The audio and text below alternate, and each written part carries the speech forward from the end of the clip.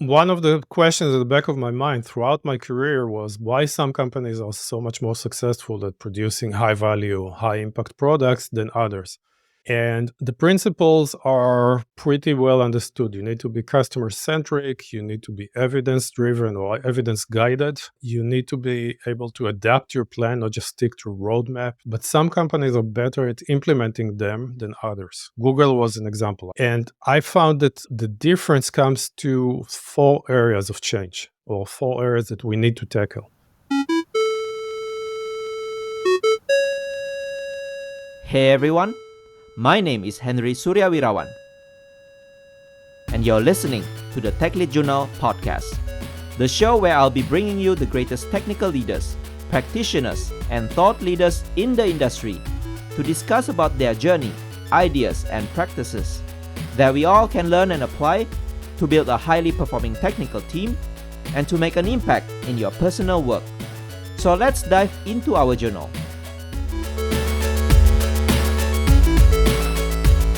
Hello again, my friends and my listeners. Welcome to the Tech Lead Journal podcast, the podcast where you can learn about technical leadership and excellence from my conversations with great thought leaders in the tech industry. If this is your first time listening to Tech Lead Journal, subscribe and follow the show on your podcast app and social media on LinkedIn, Twitter, and Instagram. And for those of you long-time listeners who want to appreciate and support my work, subscribe as a patron at techleadjournal.dev/patron or buy me a coffee at techleadjournal.dev/tip. My guest for today's episode is Itamar Gilad. Itamar is a coach and author with deep experience in product management, strategy, and growth, and was previously the head of Gmail's growth team. In this episode, we discussed all things about product management and how to build high-value products. Itamar first shared his journey at Google, growing Gmail to 1 billion monthly active users, and some of his lessons learned on managing large-scale product changes, getting users' feedback, and dogfooding. Itamar then explained in depth his GIST framework as an alternative to the product roadmap, a collection of methods and best practices for producing high-value and impactful products. He shared some challenges working with product roadmap and how teams can create better alignment instead. He also shared how we can do product prioritization better by using the ICE technique and his confidence meter. Towards the end, Itamar shared the different ways of how companies can conduct product experimentation and how to use the GIST board to improve the way we execute product development. I really enjoyed my conversation with Itamar, hearing some of his lessons learned growing Gmail and techniques to improve product management and development. If you also find this episode useful, I would appreciate it if you can help share it with your colleagues and your community so that more people can learn from this episode. Also, leave a 5-star rating and review on Apple Podcasts and Spotify. Let's go to the conversation with Itamar after a few words from our sponsors. Are you looking for a new cool swag? Tech Lead Journal now offers you some swags that you can purchase online. These swags are printed on demand based on your preference and will be delivered safely to you all over the world where shipping is available. Check out all the cool swags available by visiting techleadjournal.dev/shop. And don't forget to brag yourself once you receive any of those swags. Hello everyone, welcome back to another new episode of the Tech Lead Journal podcast. Today we have a topic about product management. I'm really happy to see Itamar Gilad today. Itamar is a very experienced product manager. He has worked in multiple big companies like Microsoft, Google, and in fact, he has helped grow Gmail product into 1 billion monthly active users. I think this is a lot of expertise that we are going to learn here from Itamar. So thank you for this opportunity and looking forward for our conversation. Thank you for inviting me. And yeah, I'm looking forward to it as well. So Itamar, I always like in the beginning to ask about your career journey. Maybe if you can mention any highlights or turning points that you think will be good for us to learn from. Yeah, for sure. I started out as an engineer and I worked in engineering for a while as a software developer. I really liked it. I started rising up the chain of command and I found myself an engineering manager of sorts. And I felt that was not the right career path for me. So I kind of switched to the dark side a bit and became a product manager. That was in the year 2001. So you can see how old I am actually. And that was probably a better career choice for me. I spent about 15 years in product management, mostly in Israel, where I'm from. but I worked also for some international companies. And then I spent a few years in Switzerland as a product manager working for Google. During these 15 years, I had a chance to work for startups, for scale ups, for Microsoft, and then for Google, initially for YouTube, but then I spent a few years in Gmail, as you mentioned. And that was an overwhelming experience. We had, as you said, a billion active users, give or take, and a lot of impact. But at the end of this period, I felt it was time for yet another change. So I stopped being an active product manager and I became a coach for product management teams, for leaders. And I started writing a lot about product management, some of my ideas or some of aggregation of things that I read from other people much smarter than me. And that's where I'm today. I'm coaching, I'm presenting, I'm writing, and I'm having a chance to speak to you. Thanks for sharing your story. So, if all of you do not know yet, Itamar also wrote newsletters and he also published several self published books. Those are really short, snappy, but very concise and dense. So, make sure to check out his website. Later on, I'll put it in the show notes as well. So, Itamar, let's start from your Gmail experience because I think this might be a good opportunity for many of us to learn from. So, maybe if you can identify when you started joining Gmail, how big was the product back then? And what was the evolution like growing from that stage until 1 billion monthly active users? So I joined Gmail in 2011. It was pretty massive by then. It had, I'm using official number, 420 million users already. So I cannot really take any of the credit for the big success of Gmail. It was a wonderful product that took on, transformed email. People really loved the amount of value it gave. I think it stayed a very honest product and really tried to help the users and help the customers. And while it showed ads, we had a clear separation of the ad team being there to monetize the product, and the rest of us were there to create value for the customers. And this balance of give and take is very important in every product, but we weren't there just to sell more ads, I can tell you. And that's one of the things I really liked about Gmail, the customer focus, the fact that we were constantly striving to add more value and to make the product still relevant. And that's one of the key takeaways that I always teach. Start with the customer, put them at the focus of everything. Nice. We always need to start from the customer, solving the real problem, right? Not like imaginary problems. But maybe specifically for some product management techniques, is there anything that you do differently at that large scale number of users? Because I think any small change that you do, sometimes I also experience that whenever Gmail changes the UI, UX, some people will like it, some people will really hate it. So how do you do this balance for product management in order to cater for billion number of users? Yeah, when you work on this scale, there's a number of complications that are not typical for any other kind of PM role that I experienced at least. The one thing is that you mentioned any minor change, you change the color of the send button, someone will hate it, someone will love it. It might affect the productivity of some people. So you need to be more cautious. And especially with email, because it's kind of a mission critical product for so many people, you need to have a gentle end. So we were a bit kind of risk averse, I would say, in a sense that we tried to, while creating value, not to ruffle the product too much. There was, just as I joined, a major launch of a redesign of Gmail that was very controversial. Some people really loved it. It modernized Gmail. Before it was kind of ugly, but very functional and people liked it. And then we launched this redesign that went across all of Google, by the way. At the same time, there was this new design language launched. And a lot of people really hated it because it made the information less dense. They saw fewer lines or fewer threads inside of the email. So that taught me a lot about how sensitive we should be about these changes. Years later, I had an opportunity to launch a major innovation, if you like, or a major change when we introduced the tabs. So we realized that a lot of users are not really organizing their inbox in any sort of way. Everything that comes in stays in the inbox. And if it goes to the other page, it's as good as archived for them. It's really hard for them to sift through the piles of email. The advanced users, the power users, had techniques. They knew how to use labels and filters and all the other tools of Gmail, but the vast majority of users didn't. So we had to develop a system that enables them to stay a bit more organized without having to do a lot of work. And that led to, after research, to this development of the social tab, the promotions tab, and there are a few other optional tabs you can activate. This was a major change in the user experience. And in order to reduce the risk, because it was very risky, we took a long time to develop this thing. It took about 12 to 14 months. We've done numerous user studies, some of them including hundreds of customers or users.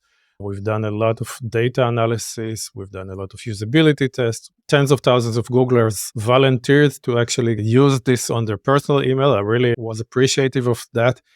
And when you do such things, you are reducing the risk. So when you launch eventually, you're not surprised. You're hardly ever surprised because you actually already learned all the bad sides that might happen, all the negative aspects, and you fix them along the way.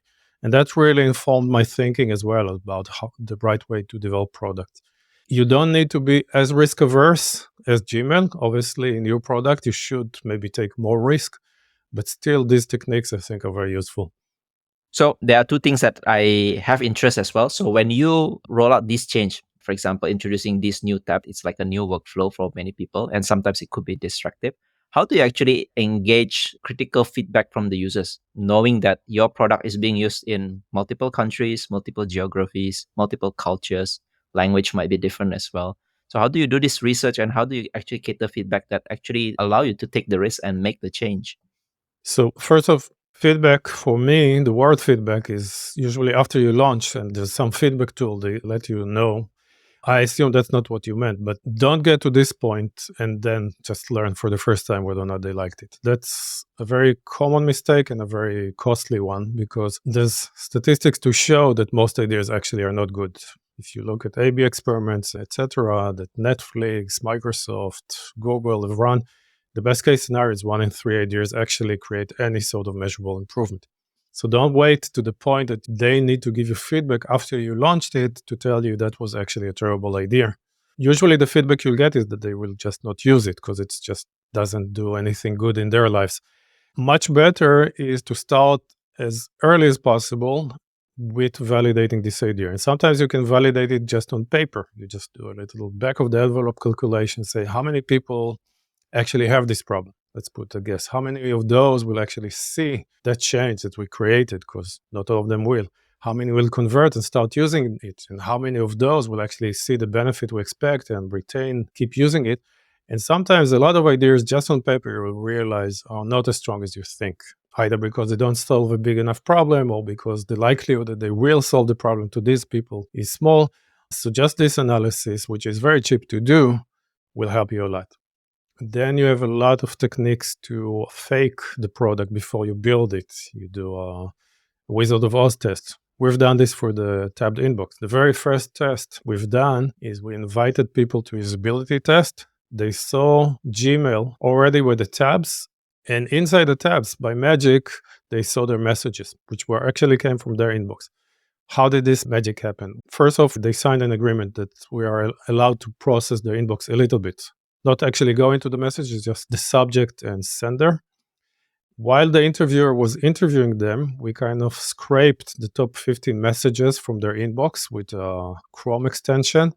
And then at the back, we moved them manually. We guessed this looks like an update. Let's put it here. This looks like a promo. This looks like social. So after a few minutes, we gave the researcher a green light and said, okay, show them the new inbox. But of course, it was a facade. This wasn't really Gmail. This was just a facade that showed them how it might be. And we got incredible feedback just from this simple experiment. And we saw, there's tremendous value in it for most of these customers. The first ones were 12.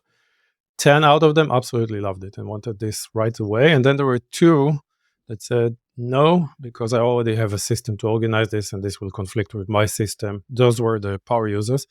And this ratio of about 12 to 15% of people that don't want the inbox and hate it when we show it to them repeated throughout our research. So it was really interesting to see. Incidentally, a lot of my colleagues were in this group. So it was a hard sell to convince them that people actually need this because they were like, we have solutions for this. Why do we need another one? And also the technical press. Before we launched, we sent it for preview to a lot of article writers, newspapers, technical reviewers ahead of time. And they had a week to review. And the reviews were very tappy. They were like, I don't understand why this is needed. No one was excited. But we knew by then, we tested so much with the regular users that they actually love it and it does exactly what they need. So we didn't care. So that just comes to show you that even the technical press and even the experts can't really predict always what doesn't work. Wow, this is a very valuable sharing, especially for people who like to do experiment of their products, introduce new ideas, right? I think always validating with your customers, your users, not following some reviews from some experts or press, or even maybe the internal employees. Sometimes you can't trust them as well. So always validate with your users.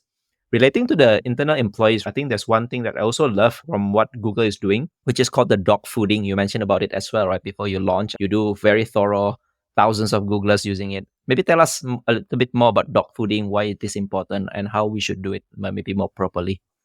Absolutely. By the way, it's not just Google, it's a very common practice in Silicon Valley or in tech in general. Historically, Apple relies on it extensively. They don't call it dog fooding, but Apple doesn't like to do external user research, but they use their employees extensively to test their products for years sometimes. Microsoft, the same. When I joined Microsoft in 2003, the first thing I noticed was that Outlook, the mail client, was completely buggy. I asked people what's going on and said, oh, that's because we're all dog fooding the next version of Outlook. So that was the norm. So it's a really powerful way to get your colleagues to participate and to give you feedback, early feedback. They are much more tolerant of bugs than the customers would be. They're much more supportive, and also many of them are technical enough to tell you exactly what's going on, what's wrong. But you mentioned a very important point. They don't always represent your ideal customer, the one that you want. I mean, most of the people you'll find in your company are very technical or tech savvy, have a certain level of education, income, etc., certain age groups. So be aware that this is not necessarily representative. What we did with the inbox, for example, I invited dog fooders. First off, we did fish food, which was the team itself started testing a very rough version of the product on our own inboxes, just to convince ourselves that there is value there. That's yet another test I recommend trying if you are in the target audience. There's also something called a bag bash. Even if you're developing some, B2B system for, doctors for information retrieval, you're not in the target audience. You're not going to be able to dog food this in your real life, but have the team come for a day or half a day and just try to complete some tasks with the software they've developed. And you'll be surprised how much more enlightened they become by the end of this experiment. So bug bash is another interesting way to get into the shoes of the customer. With the new tab inbox, we launched it to anyone who wanted, but I also sent them a survey to try to understand what kind of inbox management they're employing already. So we had the big inboxers, which were the people who were not cleaning their inbox, and those were the ones we listened to most closely. We had the small inboxers and the zero inboxers, which are like the ninja cult of inbox management, inbox zero. Almost no one does it. It requires extreme discipline to do it. But in Google, a lot of people thought that that's how people actually should use their inbox. Completely irrelevant to the regular user. So when a zero inboxer came to me and said, here is a problem, I would qualify this with this kind of, I know that person has a certain mindset that is not necessarily representative of the larger population. So very powerful tool, but learn to qualify who's saying what. Your managers are not representative of the audience either. External experts, they are experts. It's great to listen to them. It's great to talk to them. They cannot necessarily predict how people will see the product. People react to products in a very complex way, partly emotional, partly intellectual, partly rational, partly not. There's social elements. It's a very hard thing to predict, really. So don't trust logic alone or the views of experts. Thanks for sharing that. I think it's really valuable, all these lessons learned from your Gmail experience. So let's move on to what you're doing now. You are now coaching people more on the product management, teaching them how to probably do product management much better. And you have one technique, which I think called GIST, GIST, which stands for goals, ideas, steps, and tasks. Maybe can you share a little bit, what is this GIST about and what kind of problem are you trying to solve by having this framework? Sure. So one of the questions at the back of my mind throughout my career was why some companies are so much more successful at producing high value, high impact products than others. And part of the reason is corporate culture, and some companies are a bit more behind and some are more advanced. But I don't think that covers all of it. Sometimes companies with bad cultures manage to do good products and vice versa. So I was looking for the kind of the best practices or the principles that really help. And the principles are pretty well understood. You need to be customer centric, you need to be evidence driven or evidence guided, which I think is very, very important. You need to be able to adapt your plan, not just stick to roadmap. This is true on the roadmap level, it's true on the sprint level. You need to be truly agile, given new information. And you need to empower people because it doesn't work if you centralize all the decisions in the hands of a few very smart people. You need to distribute the decision to create an organization that is intelligent enough to coalesce around the problems, try out things, etc. So those are the principles. Those are well understood for decades. But some companies are better at implementing them than others. Google was an example. I saw in Google how some of these were very powerful. And you could even see some of this coming out in the examples I gave you. And I could compare this to my experience in Microsoft that was in a completely different place, I would say, on these aspects. Maybe it changed since then. And I found that the difference comes to 4 areas of change or 4 areas that we need to tackle. The first is how we set up goals and what's in these goals. So everyone uses OKRs these days. That's great, but OKRs can contain terrible goals, really bad goals, and they contain the right type of goals. It can contain dozens of objectives and key results, and it contains just 3, but very focused ones. So what is the right practice there? And we know some of the rules, outcomes over output, less is more, tied to actual behavioral metrics of customers, not just revenue. But the actual guidelines of how to do this escape a lot of companies I work with. So that's one area that I think a lot of companies can improve, and that's the goals layers. Each one of these goals are tied, but each one is semi-independent. You can implement just the goals changes, for example, to start with. You can set a North Star metric. You can set your metrics tree. You can start using OKRs correctly. And those are some of the things I teach. The second change is how do you choose which ideas to invest in? That's the ideas layer. An idea, just for clarification, is a hypothetical way to achieve the goal. It could be launching a new feature. It could be partnering. It could be starting to use a new API. It could be purchasing a company that does exactly what you want. These are all ideas, hypothetical ways. As I mentioned earlier, the statistics suggest that at best case, 1 in 3 ideas will work. And in reality, in most companies, in most cases, it's 1 in 10, unfortunately, which means maybe 90% of what's currently in your product backlog, in your roadmap, is stuff you don't really want to do. It's a waste. It's going to do nothing. And it's not hard to see the results of this. Just look at the existing product, how bloated they are with features that get almost no usage. This is true for every product I worked on.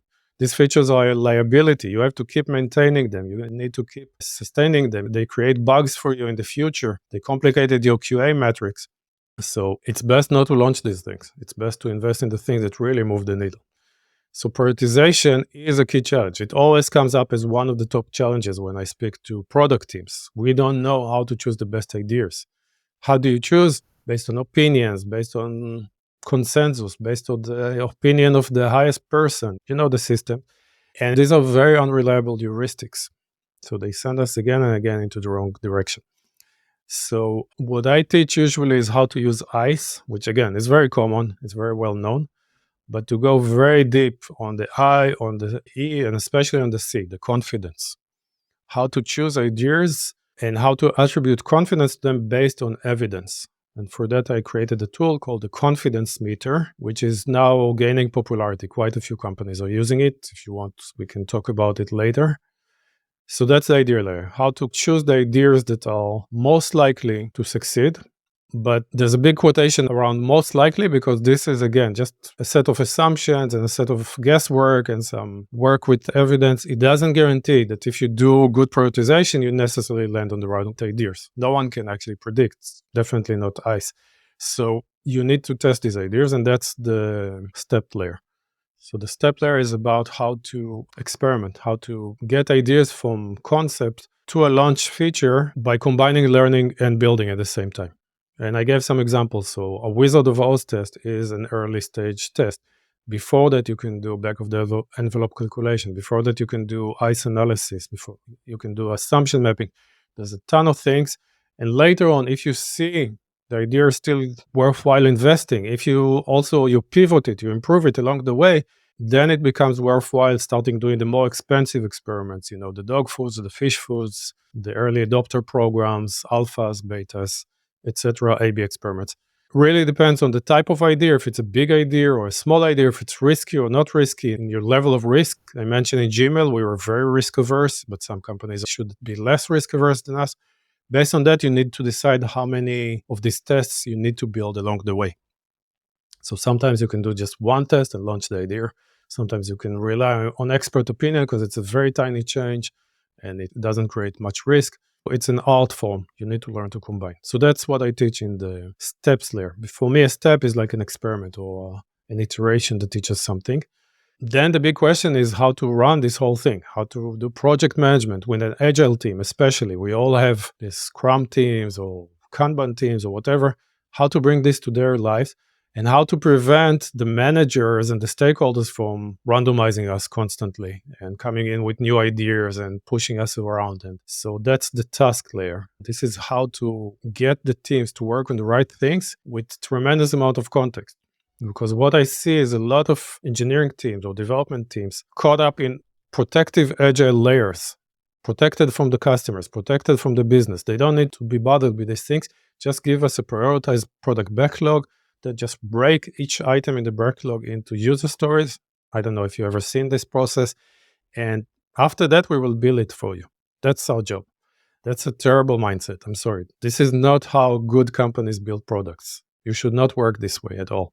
What you should do is give a lot of context. The goals, the ideas, the steps, all of this creates a lot of context in the minds of the people who will do the work and kind of empower them to A, suggest ideas, B, invent some of the experiments, and C, become explorers in a sense, become discoverers, not just people who deliver, but people also discover.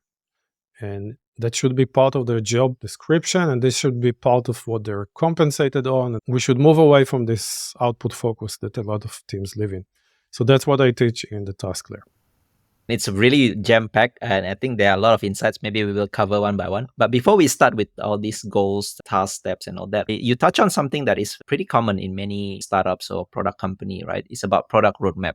And I know that specifically you wrote something about problems with product roadmap. Some companies do like a yearly product roadmap or even quarterly.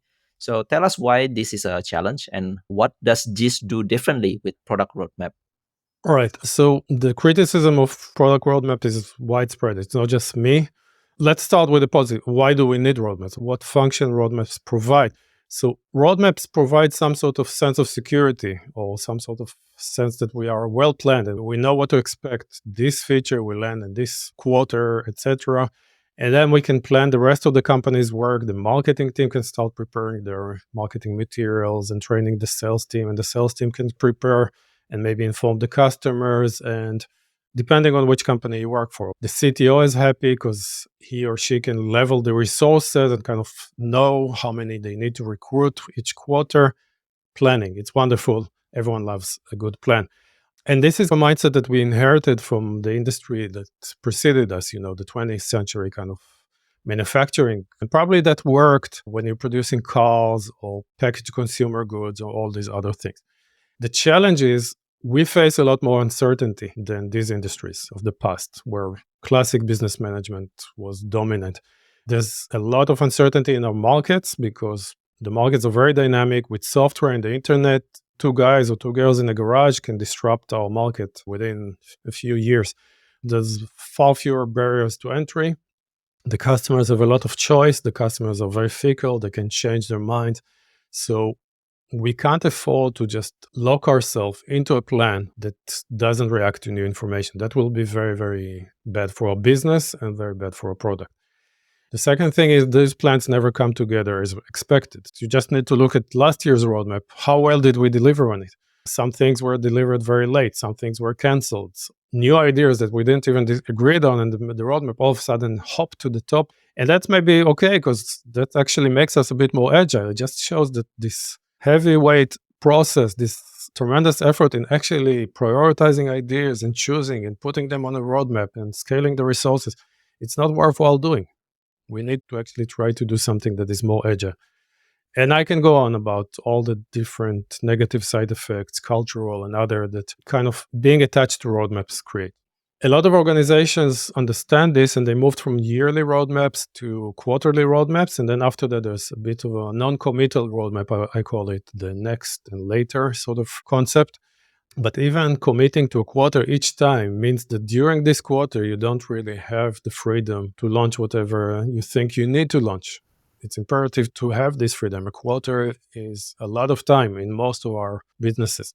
So I think a pragmatic approach to this is to realize that there's certain types of ideas where we gained high confidence. We already tested them. We went through our dog food and the early whatever. We're pretty sure this is a good idea. And by that point, we already built the product to a certain level in order to test it, that we know already. Also, we have pretty good confidence about how much effort it will take to finish. With these ideas, I'm pretty comfortable to put it on a timeline and say, we're going to launch this Q1, even specific date in Q1, because the risk is pretty low that by committing to this, we're actually doing something bad. It's a good idea. We want to launch it. We know how. So for those, feel free to commit. The other ones, the ones that are in process of being evaluated, I would say don't commit to them. Just color them and say, these ideas are medium confidence. We only tested them to this level. They might happen. They might not happen. We don't commit. We don't know for sure. And then there's ideas that are low confidence, etc. So that's at the ideas level. At the goals level, I would say that most company strategies stretch multiple years. Then there's a yearly OKR for the company that says this is where we want to be by the end of the year. But you could actually, on a timeline, say, we want this particular key result or this particular objective to complete by end of H1, right? So by this date. So you can kind of plot your goals, your company level goals and team level goals on a timeline. That's sometimes called an outcome-based roadmap. So what do we want to achieve by when? That's also hard to predict. That's also a bit brittle, but it's less likely to break than committing to a set of concrete ideas, I assure you. So it's worthwhile doing this exercise. Then there's the question, okay, but what do we tell the customers? How do we prepare? What about marketing and sales? What about resource leveling? These are really important questions. I'm not discounting them. I do think that if you want to be truly agile, these people need to learn agility as well. The CTO needs to learn to plan in a more agile way and to learn that sometimes he or she will need to recycle people from a project that failed to another project. And that's just the way it is. The marketing and sales people I talk to are not necessarily in love with roadmaps either. They know that they are late. They know that most roadmaps actually don't come together as expected. They know that a lot of these features that are promised are not the best ones. They really want to create value for the customers too, because that makes their life so much easier, right? High value is what the customers want. That aligns all goals with their goals. So the business teams really understand this.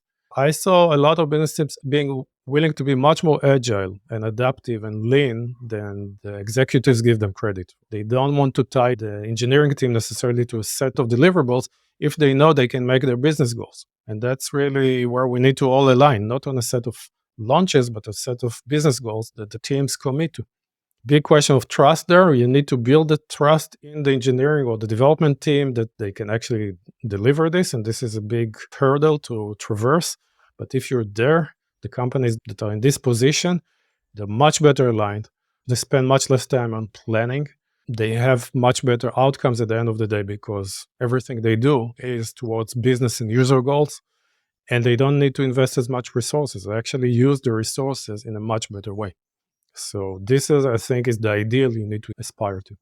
Thanks for explaining that. I think it's really important to understand why product roadmaps fail and what are some of the things that you propose here to make it better. I think apart from trust, I think you also touch on in the beginning that the team also needs to know a lot of context, not just like, okay, here are the features that we want to build, but also tie it back to like why we want to do it, which customer, what kind of problems, what business goals that we want to do. And I think another challenge that I normally see is about alignment. We have multiple teams in the company. We have one big goal, but you have to align between multiple teams. How does maybe GIST do differently to align these teams or different people, different managers so that they can go towards the same goal? Do you have any tips here? Well, alignment is a major challenge, and there's more than one underlying problem or cause for misalignment. With GIST, I'm trying to help deal with some of the causes. I cannot guarantee that's going to help with everything. One is that we try to align teams around projects, around ideas. Let's start from the bottom. Let's say I have an idea in my team, I want to do something. Then I'm going to your team because I'm dependent on you. There are dependencies, and I want you to commit to my idea. I want you to work on my project. From experience, as a very experienced product manager, I tell you most of the time this fails. They have their own ideas. They don't want to commit to your project.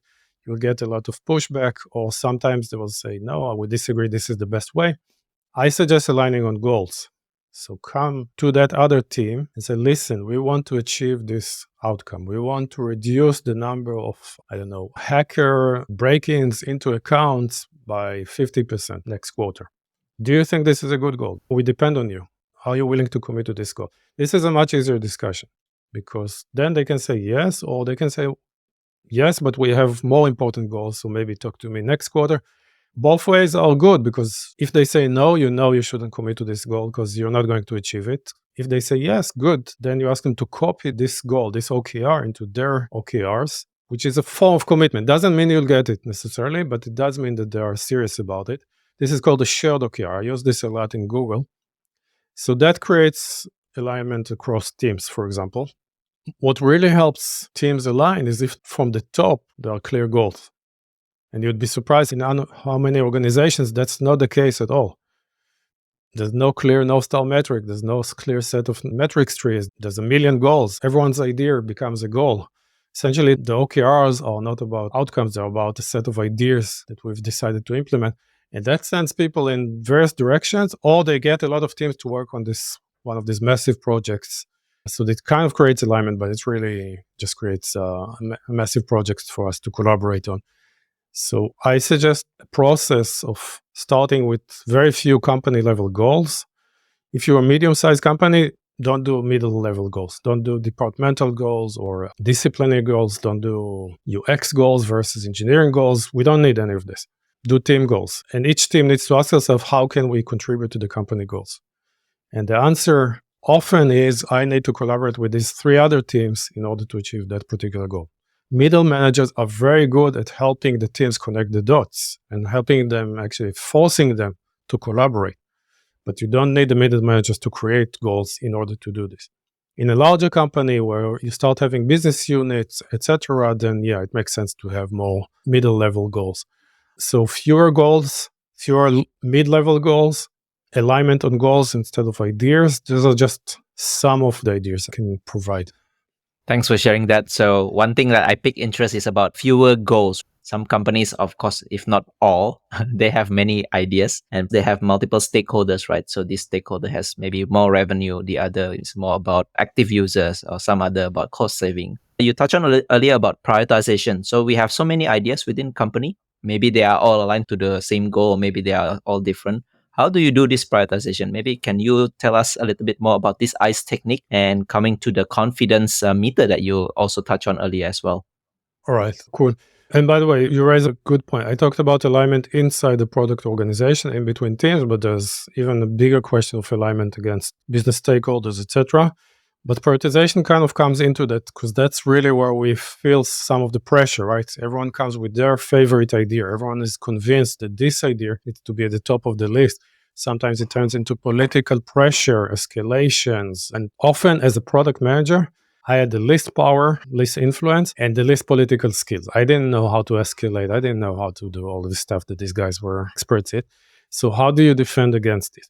First and foremost, you need good goals. I'm sorry to go back to this. If there's no clear agreement of what your company and what your team is trying to achieve, everything is a good idea. It's really open market. Just whoever pushes harder will get their idea. So you need to be very clear about what's your goal. If you're the onboarding team, your goal is to improve the percentage completion rate of onboarding, for example. That's your local North Star of your team. And this should be reflected in your goals. And when someone comes to you with an idea and says, what will be cool we really want to do this cross-company initiatives that puts emojis and everything. You say, that's wonderful, but unfortunately, that doesn't stack up very high in my list of priorities because look, this is what I'm committed to. And this was reviewed by my managers and my managers' managers and the stakeholders, and everyone said, yes, the onboarding team needs to focus on these things. So now you're coming with this other thing. I'm sorry, this quarter I cannot help you. And be willing to take the idea. I mean, write it down, put it in your idea bank, but don't necessarily. Without the goals, it's really hard for you. You have nothing to back on, to rely on, to push back sometimes on ideas. So that's number one. Then, when you have a bunch of ideas, you need to somehow stack rank them and create what I call a hint, which ideas you want to test first. And that's ICE, essentially. Some people consider ICE like magic. It's like, it will tell me exactly what I should build. And after that, I just build it. I don't need to test it anymore because ICE said. That's a completely bogus interpretation of what ICE is. It doesn't work this way. It will never work this way. There's no magic. No one can tell you. ICE just gives you a hint. How does it do it? By breaking the question into three parts. One is, what is the impact? Impact on what? On the goals. Which particular goal? So usually it's either the North Star metric of your company or your business unit, or if that's really hard to measure, then your North Star metric as a team. If that's not the case, so maybe on a key result, a specific key result, right? We wanted to shorten the average onboarding time from 30 days to 2 days. Which ideas, what's the impact potentially on this thing? Of course, it's a guess, but this guess will improve. The more you test the idea, you start with a guess, and then it becomes a much more educated guess with some of these techniques I mentioned. The second question is ease. That's the E at the end. That's basically the opposite of person weeks in most development teams. In a marketing team, it might be marketing dollars. It's whatever is the most scarce resource. An easy idea is one that we can launch relatively quickly and with low cost. An expensive idea, a low ease idea is the opposite. And then there's confidence. And confidence is basically how sure are we that the impact and the ease are what we think they are. So when they're a guess and all they're based on is my gut feeling, the confidence should be near zero. Because if there's an unreliable sort of evidence, that's self-conviction. Every terrible idea that was ever out there in the world, someone thought it's a good idea. And we can see now in some very notable companies how very experienced entrepreneurs push them to do really stupid things because they are sure they are good ideas and they're very convinced in their ability to predict the future. So don't fall into this trap. But then if you start doing back of the envelope calculations and reviews with your peers and with experts and market research, competitive research, customer interviews, etc., you go up a scale of confidence that is logarithmic, by the way. It goes up. The tests become harder and harder. Most ideas will fall along the way. This is the confidence meter I mentioned. It kind of encompasses that. And then you can give yourself higher and higher confidence scores along the way. And what happens usually is you also are able to adjust the I and the E, the impact and the E, is because you know much better now how impactful this is and how easy it's going to be. And usually the impact goes down and the ease goes up because you realize it's not going to be as impactful. There's something called the planning fallacy, a known psychological mechanisms we have that we tend to underestimate the time of task and overestimate the impact or the benefits they will give us. So this is a good way to adjust for this. So that's how I recommend using ICE. Do it once, just rank your ideas, and then keep doing it as you get more evidence. Don't stop there. And definitely don't rely on ICE as a one-time magic algorithm to tell you what to build. Right. So I think I read one of your blog as well when you illustrate how to use this ICE for building, I don't know, like a internal portal versus chatbot or something like that. That is probably one good illustration how we should do this ICE technique, right? Do it once, but also doing iteratively. And as you can see, the I, C, and E will change based on more information, more data that you have. And I think that's a very good exercise for people to look at. So now we have done all this prioritization. We have good amount of ideas. How do we break it down? How do we deliver what you call experiments or steps, which is the next step? How do you actually scope them and make sure how we deliver them? Because ideas are just ideas. The most important thing is how do we roll it out to the customers, to the users that will use that idea. Right. So experimentation, right? Everyone wants to do it. It's a magic word. I hear a lot of companies actually are interested to introduce it. What I notice is that a lot of people, because the word experiment sounds very rigorous, they think either of A/B experiments or betas or what they call MVP, which is often a near complete version of the product with basically all the features, all the bells and whistles. Maybe it's not super polished. When I was young, this was called a beta or maybe an alpha, but it's more like a beta, really. That's way too late to wait to learn whether or not it's a good idea or not. You invest, it's basically waterfall. It's just basically building the whole thing. What I notice, a lot of companies don't realize what a large gamut of experimentation techniques, validation techniques we have at our hands, at our fingertips to validate ideas. And some of them don't require actually experimenting at all. So I like to break it into 5 buckets. There's assessment, which is just doing it on paper, just looking whether or not the idea aligns with the goal, doing assumption mapping to see how much risk is in the idea. These are all things you do without collecting external data even. And even those, a lot of time, allow you to eliminate a large swath of your ideas, park them, say for now, don't look the most promising. Then there's fact finding, which is looking at data that you already have, usage data, behavioral data, other things, conducting user interviews, all relying on user interviews you've done in the past, because it's best not to do them just on demand, but to do them on an ongoing basis. Look at competitive results, like look deeply at your competitors, doing field research. There's all sorts of ways to get data and then ask whether or not this data actually confirms our assumptions over the ideas. And that's a key point, by the way. What we test is not the idea entirely, but some of the assumptions within the idea. So it's sometimes good for a large idea to break out and ask what are the assumptions. There's a very good tool called Assumption Mapping by David J. Bland, very highly recommended. And then the next phase is testing the idea, starting to build. But of course, in the first stage, you don't need to build the whole thing. You can fake it. You can do fake door tests, landing pages, callouts, buttons in your UI that do nothing except when you click on them, it shows the intent that people actually are interested in this thing. And then you show them a little pop-up that says, we're not quite ready, but do you want us to notify you when it's ready? Which is another test, of course. Companies have validated the whole business model in this way. It's a really powerful technique too. Human operated tests. We talked about Wizard of Oz. There's something called concierge tests. There's a lot of techniques. And of course, the fish food I mentioned. So there's a lot of ways to test ideas in a very, very early stage before they're even close to being finished. Then there's another layer, which is kind of mid-level test, alphas, early adopter programs. There's all sorts of ways to test ideas that are not polished, not fully implemented, just the core scenarios, not scalable, not built like you would build them to launch. And then later on, there's late stage tests like betas, previews, labs, all the most rigorous tests, which are A/B experiments, which have a control element.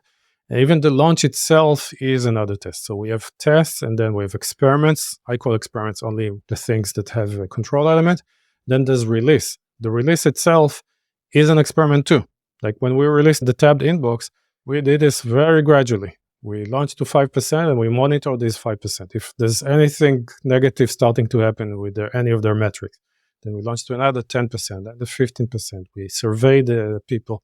And sometimes you do a holdback. You launch to 99.5% and then you hold 0.5% for another few weeks out of the thing just to see still if there are differences. You have all these techniques to use.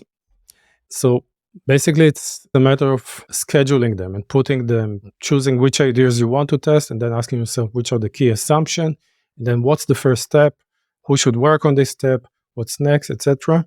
And that kind of brings us to the next layer, which is how to project manage this, how to test multiple ideas in parallel, how to allocate resources, how to stage it, etc.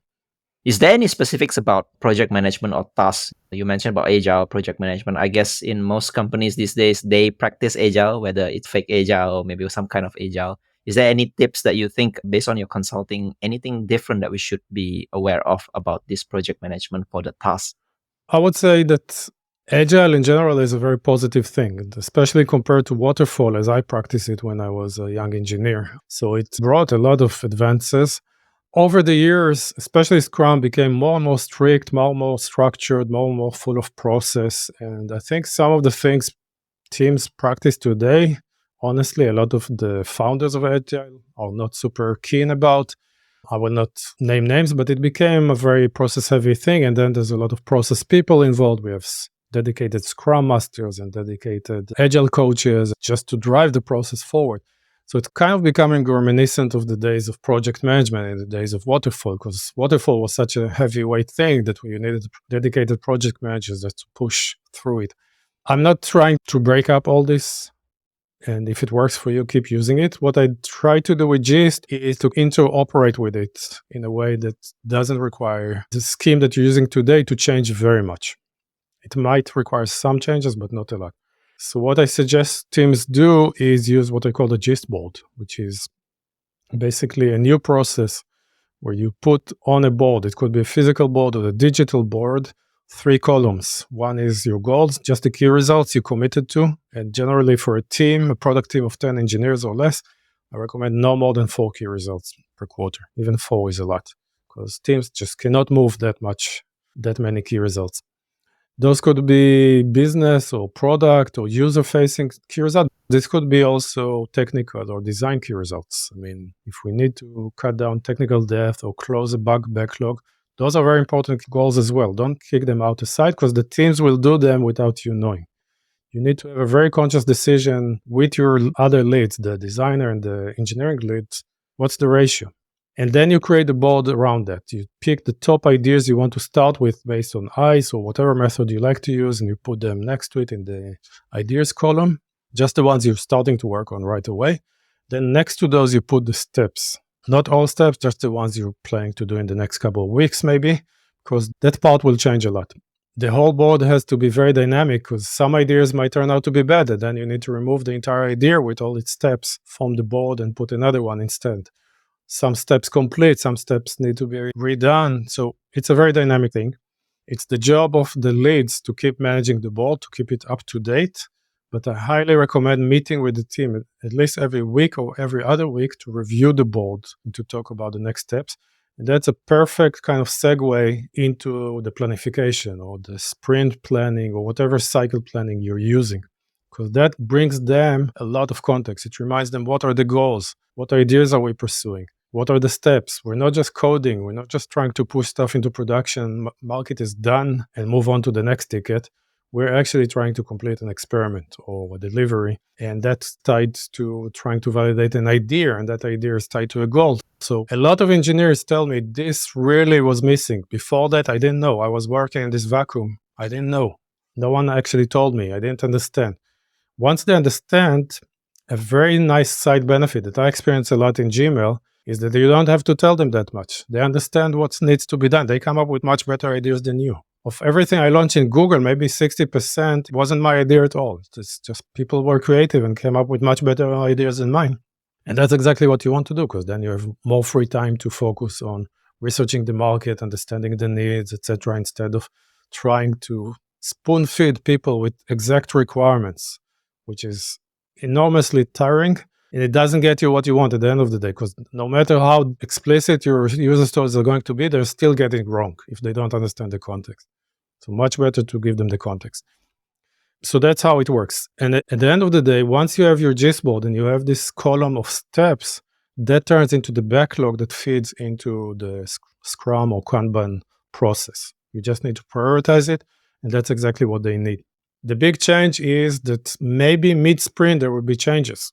Maybe mid-sprint we will realize these steps we thought were useful are not useful because we learn new information. We need to scrap this plan.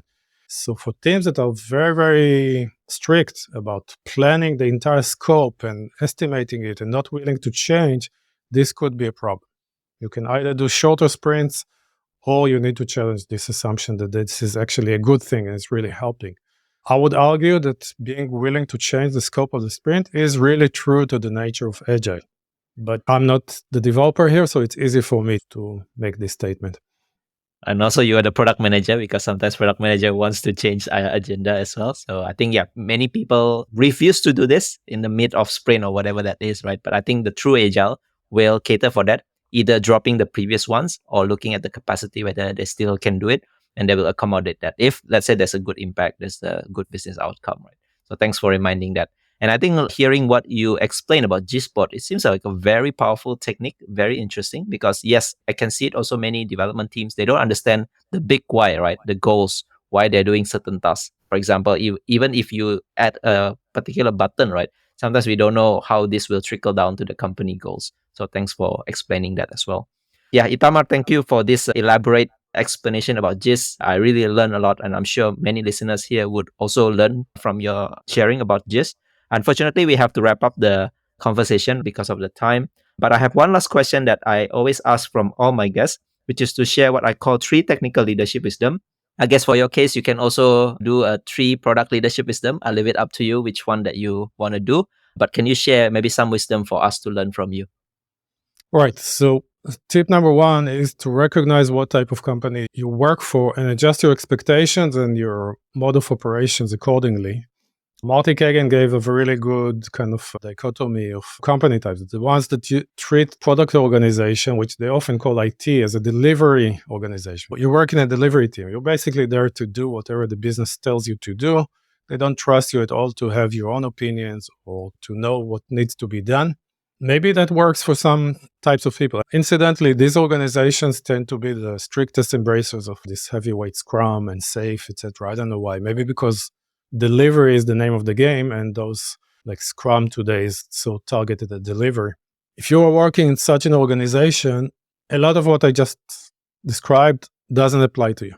It will not fly. Don't expect your organization to actually be able to mutate into this much more modern thinking type of organization. I don't want to be critical. Maybe this model is working for certain types of industries or certain types of products. So you will be endlessly frustrated if you expect them to. You should understand the rules of the game, and within these very limited confines, try to be more creative or more evidence guided. The second type of team that Mark T. Kagan describes is a feature team, which is basically a feature factory. There's a lot of more autonomy to decide how to implement the feature, what to do inside. They trust you on this, and maybe you invent the features too. But it's basically still very output focused. It's like launch feature after feature after feature. You don't challenge the feature so much in the middle. You don't do a lot of discovery. You basically just decide through some sort of prioritization scheme what to build, and then you build it. And there's a strict focus on roadmaps, and a lot of time is spent on planning. That's one of the key signs. I think there's a huge potential for improvement. Moving from feature to product, in a sense, this is really the potential. So you really need to understand whether or not your company is ripe and ready to actually make this transition, if you can find allies, and then you can start bringing some of these techniques. The third type is a product organization where they actually understand the importance of outcomes over output. They understand the importance of discovery, and they do it to some level. And no organization is actually 100% pure and doing it correctly and not opinionated and none of this. It's impossible. And maybe we shouldn't strive to be in this situation. But there you can find a lot of places where you feel there's still a lot of pain. There's still a lot of waste being created, and try to fix those and move the organization to a slightly better place. I think GIST applies to these last two groups. So GIST and everything, of course, it's part of a much larger ecosystem of ideas. So recognize where you are, what kind of organization, how much willingness they have to adopt these new things, and adjust your expectations and your work plan accordingly, if you want to be this change agent, of course. Recommendation number 2 is on your voyage to try to change things, use evidence a lot. Here's the thing I discovered. If you go to a battle of opinions with a person who is more influential than you or more senior, you will almost always lose on principle, no matter how good your rationale or opinions are. If you come to that same discussion with evidence, like that person will say, you know what's the best thing in the world? We need to build this NFT or this, machine learning thing. And you would say, no, we just did this longitudinal study. And that shows that people really want an analytics dashboard. Look at the data. That's a more interesting discussion. You might get more positive results out of that. They might say, okay, yeah, but I want you to test my idea. Fine. You have all these techniques to test ideas. That's fine. But at least they're giving you the room to talk at their level. It's not just instructing you to follow their idea. So evidence is such a powerful thing. I've seen very authoritative CEOs that used to come to startup development teams and tell them, build this, build the other. I just taught them a few techniques, and then a junior PM came and challenged the CEO and said, here is a business model canvas that shows that your latest idea will not work. And the CEO was very pleased. It saved the company a lot of money. They didn't need to pursue another wild idea just to discover months or years later it doesn't work. So evidence is such a powerful thing. Don't overestimate, don't expect it to be magical. Some people still are very opinionated, but learn to use it. And the confidence meter, that's why it's so popular, because a lot of people were looking for such a tool to have in the back of their pocket. And when people try to push their ideas, to show them that that's based on really weak evidence, and we shouldn't have that much confidence as they are expressing right now. Tip number 3 is to learn to let go. I had a challenge as a product manager for a very long time. I felt tremendous responsibility over the success of the product, and I wanted to instruct everyone exactly what to do and how to do it, and that included designers and engineers. I wanted it to be at a very high level based on my kind of criteria. And that doesn't work very well. They don't like you, first off, for doing that. And second, it's not the right way to do because they're the experts in their area of expertise. So part of the reason I adopted GIST is because that enabled us to have a much more kind of balanced discussion. And part of the problem is that a lot of the responsibility does lay on the shoulders of the PMs. I mean, if you're an engineer in most companies, if the product idea fails, that's not your fault. You delivered the code. Who cares? The product manager made a mistake, right? So change the dynamics and said, no, it's our collective responsibility to meet the goals. If one of us fails, all of us fails. And then it's much easier for you to also delegate to them decisions because they are optimizing for the same thing as you. They're not optimizing just for code quality or just for implementation of Scrum proper. They are optimizing it to achieve the company goals and the team goals. It's much easier to let go with this model. Also, you need to realize what your personality type is. I'm a bit of a control freak, but still, it really helped me when things went this way. So these are my 3 tips. Recognize the type of company you work for and adjust to it. Use evidence where you can and learn to let go. Learn to let your team members guide some of the decisions. Right. I guess the letting go part also applies not just for product manager, for every roles, engineers, testers, whatever that is. I think we always can use some kind of a letting go, right? So that we don't use ego and pursue our ideas mostly, but also listen and contribute with others. So thanks for sharing that wisdom. So Itamar, if people love your GIST framework, they want to learn more or they want to connect with you, is there a place where they can find you online? Yeah, there's a couple things I suggest. One is go to itamargilad.com/resources, and then you'll find all of these things. Some of them as downloadable templates, some of them as talks, some of them are just links to articles. All of my stuff is online. It's very well shared, and you can start using it. The GIST board template, for example, is there. The confidence meter is there also as a spreadsheet. The other thing is I regularly share new tools and new things and new insights with the people who follow me on my newsletter. So I suggest just subscribing, itamargilad.com/newsletter. I assume you will be putting these 2 links in the description. Certainly. I will put that in the show notes as well. So thank you so much, Itamar, for this crash course about GIST and product management. Thank you for sharing. My pleasure. Thank you for inviting me, and I hope this will be useful for the listeners. Thank you for listening to this episode and for staying right until the end. If you highly enjoyed it, I would appreciate if you share it with your friends and colleagues who you think would also benefit from listening to this episode. And if you're new to the podcast, make sure to subscribe and leave me your valuable review and feedback. It helps me a lot in order to grow this podcast better. You can also find the full show notes of this conversation on the episode page at techleadjournal.dev website, including the full transcript, interesting quotes and links to the resources mentioned from the conversation. And lastly, make sure to subscribe to the show's mailing list on techleadjournal.dev to get notified for any future episodes. Stay tuned for the next Tech Lead Journal episode, and until then, goodbye.